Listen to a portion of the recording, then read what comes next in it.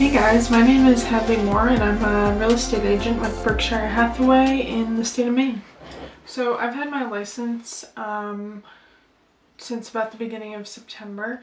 So I'm about 7 months in. I currently work on a team as a buyer's agent, and I just wanted to share a little bit about my experiences my first 7 months and my advice to new agents. And I'm not coming on here to say that I know everything because I certainly have a lot more to learn, but this is just some stuff I've experienced that I think everyone can benefit from, and maybe even agents that have more experience than me. I think, sometimes you get caught up in some stuff and you kind of forget the little details of the whole business. So my first tip would be to don't assume. Don't assume any information, unless you hear it directly from a lender, for example.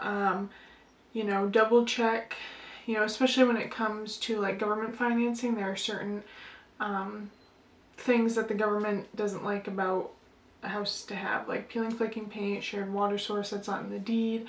With FHA, there is a flip rule. Get second opinions. Have lenders that you trust that, are willing to answer your calls or texts on nights or weekends, and, get their opinion on something. Clarify. It never hurts to get a second opinion instead of, advising your client incorrectly, because, this is a big transaction for them. And they are in a legally binding contract, if they're under contract to purchase or sell a home. So, with that being said, not just getting second opinions from lenders, but maybe inspectors. Have good relationships with a septic and building inspector. Someone that you trust is going to do a good job, and that you could reach out to if, you or your client could reach out to them about the inspection report if you want clarification or advice on what they think needs to be fixed and where they should go from there. And, the biggest thing, you're going to make a lot of mistakes your first year, maybe even your first 2 years, as new things come up, because every transaction is a little bit different. Financing is a little bit different, lenders are a little bit different, the house is a little bit different, the other agent that you're on the other end of the transaction is a little bit different. So, make sure, you're checking all your boxes, stay up to date on new rules that come out for government financing, such as FHA, USDA, VA. One big thing that caught me off guard was the FHA flip rule. Our team spoke with a lender that told us one thing, and I don't know if we misinterpreted it or what the deal was there, but and we got the wrong advice. So in that case, that's a good opportunity to check with 2 or 3 lenders, check with other agents that may deal with this a lot. It never hurts. I feel like in this job, it never hurts to ask too many questions, because this is a very big deal for your clients, whether they're buying or selling. The other thing is, which I, myself am working on, and I feel like any agent, goes through this struggle, is sometimes you're the bearer of bad news, and it can be completely out of your control. It's, whether you have a client who's written a bunch of offers and they can't get an offer accepted, and you can't, having a hard time getting them in a house, whether, something on their end falls through, the appraisal doesn't come back, they, something with their finances changes, they lose their job, etc. So you unfortunately have to be the bearer of bad news to either parties, and obviously, this can be upsetting for your client or for the client on the other end.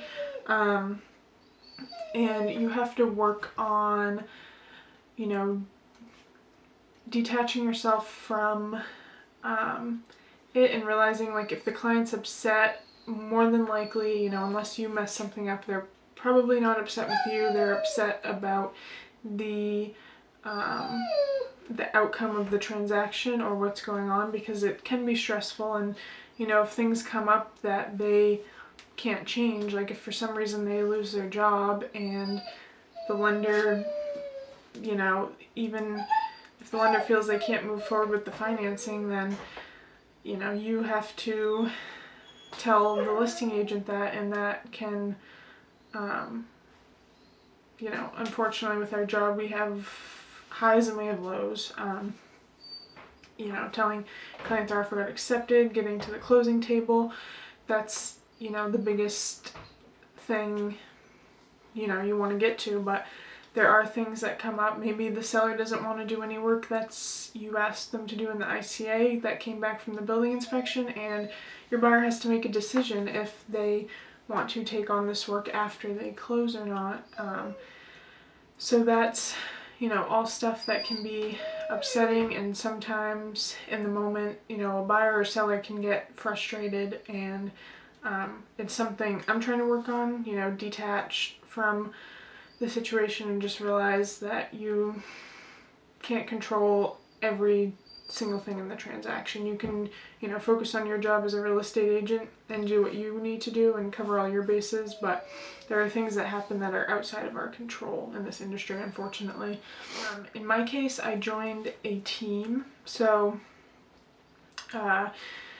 you know, that's been really helpful. We have 3 other agents on our team, and that's really helpful to be able to get advice and to come in to something where all the systems are in place. And, you know, if you don't want to join a team right off, you definitely don't have to. You can go as a solo agent. You know, just find a mentor and someone who's willing to work with you and answer your questions, because the real estate class doesn't prepare you for some real life situations that happen.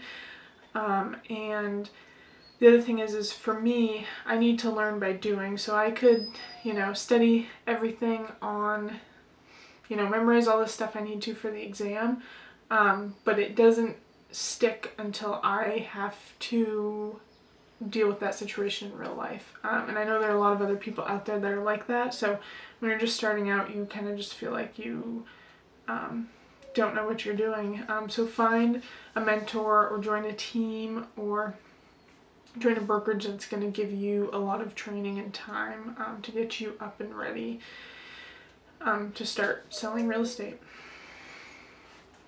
I think that's all I have for today. I kind of did this cold turkey, joined a team. I quit my other job and started doing this immediately. Probably not always the best decision. I felt I can do it, and I've been okay so far. So yeah, that's my advice. If you have any question or comments down below, or anything else that you want me to talk about, just give me a holler in the comments and let me know what you think. Thanks for watching.